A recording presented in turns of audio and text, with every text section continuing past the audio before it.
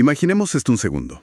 El 73% de las veces que los profesionales de la educación discuten o chocan en un colegio no tiene absolutamente nada que ver con los alumnos. Ujú. Es una cifra altísima. Altísima, sí.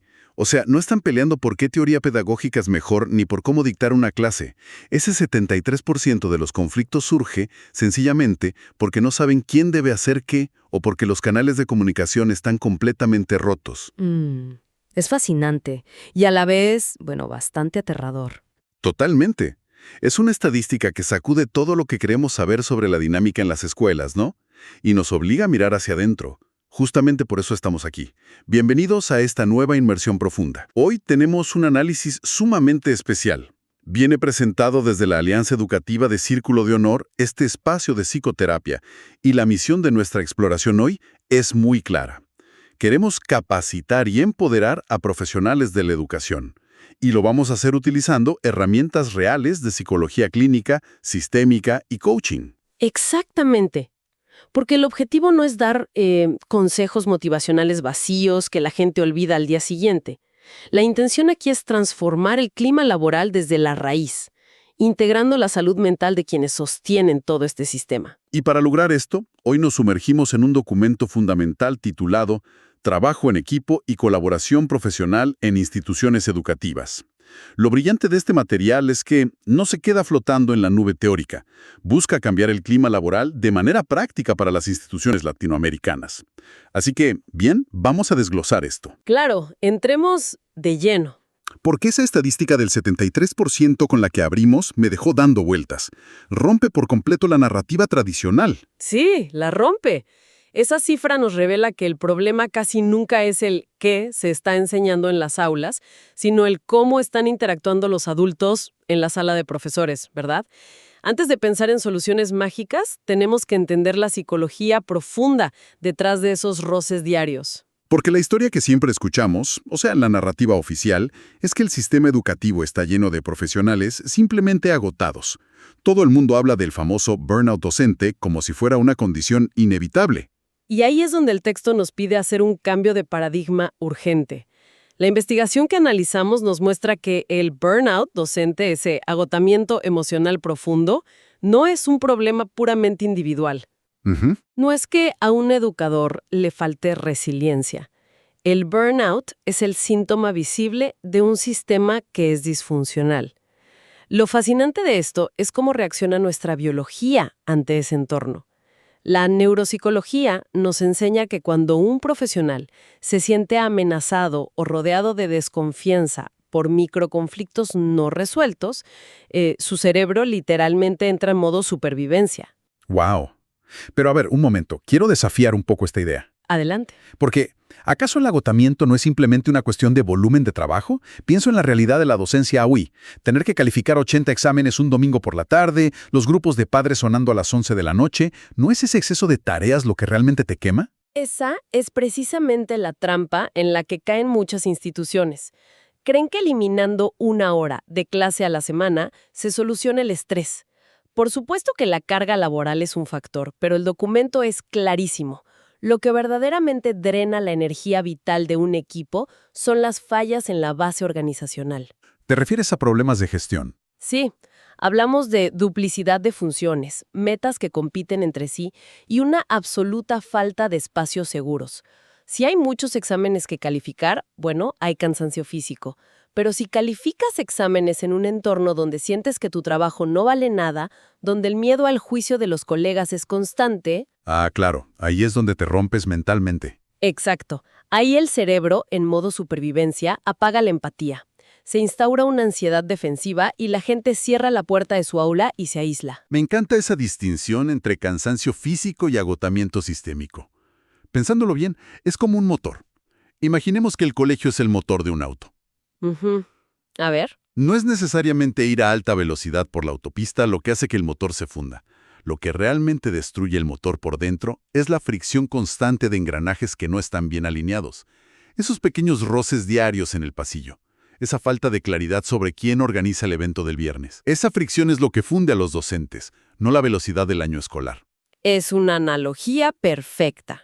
El volumen de trabajo es la velocidad, pero los conflictos no resueltos son la fricción. Y para curar ese sistema, las fuentes proponen una perspectiva psicológica sistémica.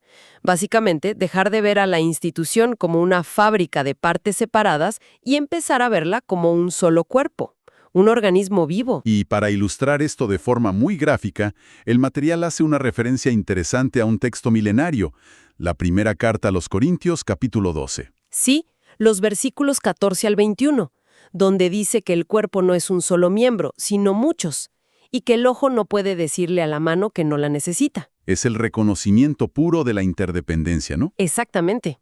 Desde la perspectiva sistémica, cada profesional en el colegio representa una función vital. Las diferencias no son errores, son complementos. Y para llevar esto a la práctica, el texto detalla una dinámica experiencial llamada el cuerpo educativo viviente. Suena intenso. Lo es. Es una rutina validada en más de 150 talleres. Combina principios de psicología gestáltica, terapia sistémica y coaching. Espera, pausa técnica aquí. Cuando dices psicología gestáltica o terapia sistémica, para quienes nos escuchan y no son psicólogos clínicos, estamos hablando básicamente de aprender a ver el bosque completo en lugar de mirar solo un árbol enfermo. Es una excelente forma de ponerlo. La terapia sistémica nos enseña que si un pez está enfermo, no solo medicas al pez, también analizas el agua de la pecera. Claro, el entorno. Exacto. En esta dinámica del cuerpo, el primer paso es la asignación orgánica. A cada participante se le asigna el rol de un órgano vital, basándose en sus características dentro de la institución. Alguien es el corazón, otro el cerebro, los pulmones. Aquí es donde se pone realmente interesante, porque si llevamos este concepto a un colegio típico, las comparaciones son fantásticas. Por ejemplo, podríamos pensar en el departamento de matemáticas como el cerebro. Ajá, totalmente racional. Hiperracional, enfocado en que los números cuadren. Y luego tienes a los tutores o al departamento de psicología que funcionarían como el sistema inmunológico, siempre patrullando, detectando virus emocionales o problemas de bullying. Exacto. Defendiendo el bienestar del estudiante. Imagínate el caos absoluto si de repente ese sistema inmunológico decide irse de vacaciones mentales en pleno noviembre, cuando todos los alumnos están al borde del colapso por los exámenes. El cerebro terminaría colapsando también. Y de eso se trata precisamente el cuarto paso de la dinámica, que se llama simulación de crisis. Se plantea un escenario crítico al equipo y se pregunta qué pasaría si este órgano decide trabajar solo. El grupo mapea las consecuencias y se dan cuenta de que el organismo entero entra en terapia intensiva. Es una forma muy visceral de entender que nadie sobrevive en una isla dentro de un colegio. Y lo más importante es lo que esto genera a nivel físico en nuestro cerebro. El documento profundiza mucho en la neuroplasticidad del equipo. Otra palabra técnica. A ver, desempaca la neuroplasticidad para nosotros. Es la idea de que el cerebro es como plastilina y puede moldearse. Básicamente sí. Significa que nuestros circuitos cerebrales no son rígidos. El texto explica que al hacer lo que el coaching llama preguntas transformadoras, el cerebro sale de ese modo supervivencia. ¿Qué tipo de preguntas? Preguntas sobre la dimensión relacional, como ¿qué esperamos unos de otros más allá de entregar notas a tiempo? O sobre la dimensión sanadora, preguntando abiertamente qué conductas específicas en esta sala de profesores erosionan nuestra confianza. Hacer esto reconfigura los circuitos del equipo hacia el crecimiento mutuo. Me parece brillante la metáfora del cuerpo, pero quiero empujar esto un poco más allá. Pasemos de la metáfora profunda a un martes por la mañana cualquiera, en un colegio latinoamericano. ¿Cómo se ve esto en la práctica? Porque, claro, la teoría es una ideal, pero luego suena el timbre, un alumno se cae en el patio, tienes que entregar reportes. La rutina te consume. Sí, ese es el mayor riesgo, que todo quede en un taller bonito de fin de semana. Por eso, el documento nos da rutinas rápidas para el clima laboral. Por ejemplo, rediseñar por completo cómo se comunican en las reuniones. Todos sabemos que las reuniones de profesores pueden volverse, interminables. Totalmente. Un agujero negro donde solo se comparten quejas y sales más cansado que de dar 3 clases seguidas. De actualización rápida. 15 minutos enfocados en resolver obstáculos. Y los últimos 5 para compromisos claros. Quiero detenerme en ese check-in emocional de 5 minutos. Porque alguien en la docencia podría pensar que Es una pérdida de tiempo hablar de sentimientos cuando hay una agenda apretada. Pero, llevándole a una analogía, es como tomar la temperatura de la habitación antes de servir la cena. Me gusta eso. Si sabes que tu colega está operando con un 5% de batería emocional porque tuvo un problema en casa o una clase fue un desastre, no le vas a tirar encima el proyecto más pesado de la semana. Entender cómo llega el otro evita fricciones masivas. Es una observación fantástica. Y junto a esta reunión se sugiere otra evaluación frecuente para medir la cohesión, la intervisión profesional. Es un espacio de 60 minutos, idealmente cada 15 días, donde un educador presenta un desafío real, sin ser juzgado, y todos aportan perspectivas. Ok, aquí me toca ser de abogado del diablo, porque conozco la realidad del sector. Entiendo la teoría de tomar la temperatura emocional y hacer intervisión. Pero en nuestra realidad, con la presión de los ministerios, los padres de familia exigiendo atención inmediata, Sí, el tiempo nos sobra. pedirle a un equipo docente que ya está al límite, que invierta 45 minutos en una reunión y luego 60 minutos más en análisis, parece casi una burla. ¿Cómo convences a alguien que no tiene tiempo ni para tomar un café de que esto le conviene? Es la objeción más realista que surge en estos procesos. Si conectamos esto con el panorama general, el material nos revela el secreto. Requiere una matriz de compromisos institucionales. El equipo directivo tiene que asumir su parte. Según los datos de la fuente, la administración se compromete a reducir en un 30% el tiempo que los docentes dedican a trámites burocráticos y papeleo irrelevante. Un 30% menos de burocracia. ¡Wow! Eso cambia por completo las reglas del juego. Exactamente. No se trata de pedirle a un profesional agotado que exprima más horas de su día. Se trata de reasignar el esfuerzo. Si la administración limpia esa fricción burocrática, el docente recupera el ancho de banda mental para invertirlo en reuniones que previenen conflictos. Claro, la lógica es, te quito peso administrativo inútil, pero a cambio inviertes ese tiempo en lubricar el sistema emocional del equipo. Así es. Ahora, sigamos avanzando en esta línea. Digamos que el colegio reduce la burocracia, hacen sus check-ins y el sistema fluye. Pero somos humanos. A veces, a pesar de todo, alguien entra con una actitud terrible o surge una conducta disruptiva grave. Hay un choque frontal entre dos profesores. ¿Qué pasa ahí cuando el tejido ya se rompió? Ahí es donde entra una herramienta que el documento llama mediación restaurativa, basada en inteligencia emocional madura. Cuando hay un choque, la respuesta tradicional es buscar un culpable, levantar un acta y castigar. Lo clásico. La mediación restaurativa busca lo contrario. Se centra en el aprendizaje y en reconstruir la relación mediante la escucha activa, acuerdos escritos y, sobre todo, la reformulación empática. Esa reformulación empática suena hermoso en un manual de psicología, pero pongámonos en los zapatos de quien lo vive. Cuando la sangre te hierve porque tu colega te dejó todo el trabajo pesado para un viernes a las 5 de la tarde, ¿cómo pasas de la furia a la empatía? ¿Cuál es el mecanismo? El mecanismo consiste en un mediador que ayuda a traducir el ataque en una necesidad. En medio de la furia, lo normal es decir, eres un irresponsable, siempre me entregas tarde los registros. ¿Qué es lo que todos pensamos en ese momento, no? Claro, pero la reformulación empática guía a esa persona para que comunique el impacto, no el insulto. Se transforma en, cuando los registros llegan el viernes a las 5, me siento profundamente abrumado porque no puedo terminar antes del fin de semana. Y necesito previsibilidad. O sea, desarmas la bomba. Exacto. El objetivo es que la otra parte escuche el dolor sin sentir que tiene que sacar el escudo para defenderse. Se busca restaurar el órgano herido, no amputarlo. Entonces la mediación es como nuestro botón de emergencia.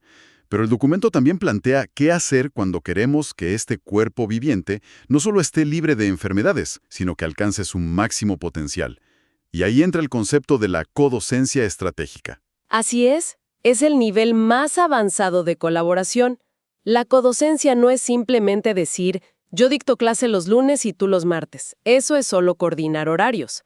La codocencia real busca crear experiencias donde dos profesionales dictan juntos, y para que no sea un caos, sigue 4 fases estrictas.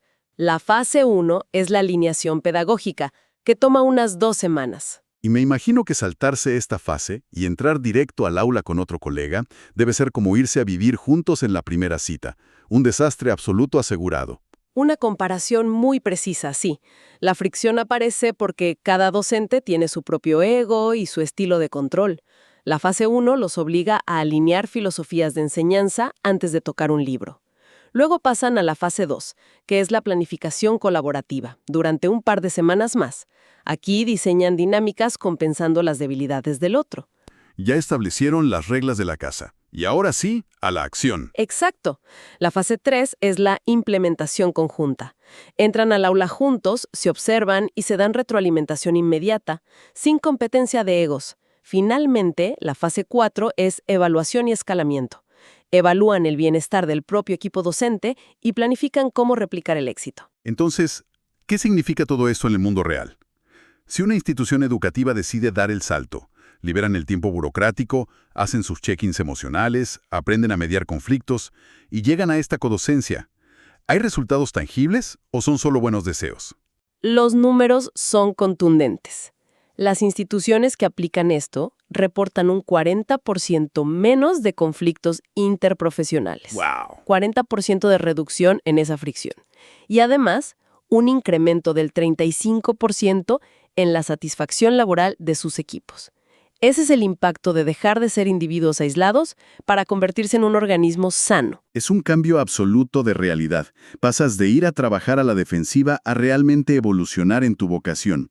Creo que el resumen de todo este análisis es profundo. La excelencia académica que las instituciones persiguen no se puede sostener si primero no se cuida el bienestar psicológico de quienes están al frente del aula. Hay que pasar del aislamiento individual a la edificación conjunta. Totalmente de acuerdo. Y como el conocimiento solo tiene valor cuando se aplica, tenemos una propuesta directa para nuestra audiencia en el sector educativo. El reto es que escriban un compromiso muy específico para implementar en su entorno laboral en los próximos 15 días. ¿Cómo qué, por ejemplo? Puede ser algo tan sencillo como iniciar la próxima reunión con ese check-in emocional de 5 minutos o redactar una propuesta para reducir un proceso burocrático innecesario. Escríbanlo y compártanlo con un colega que pueda acompañarlos en ese cambio. Un pequeño ajuste en los engranajes para empezar a cambiar cómo funciona todo el motor. Ha sido una exploración verdaderamente enriquecedora. Pero antes de cerrar, quiero dejar a quienes nos escuchan con un pensamiento provocador, una idea para masticar esta semana. A ver. Si realmente aceptamos que un colegio es un organismo vivo y entendemos que el conflicto crónico actúa como una enfermedad autoinmune donde el cuerpo se ataca a sí mismo por dentro, ¿cuál es el nutriente emocional que se está inyectando diariamente en las salas de profesores para mantener a ese sistema sano y con vida? Qué gran pregunta para llevarse hoy. Ahí se las dejamos para la reflexión. Gracias por acompañarnos en esta inversión profunda. Sigan cuestionando sus rutinas y sigan construyendo espacios que transformen la vida de sus comunidades. Hasta pronto.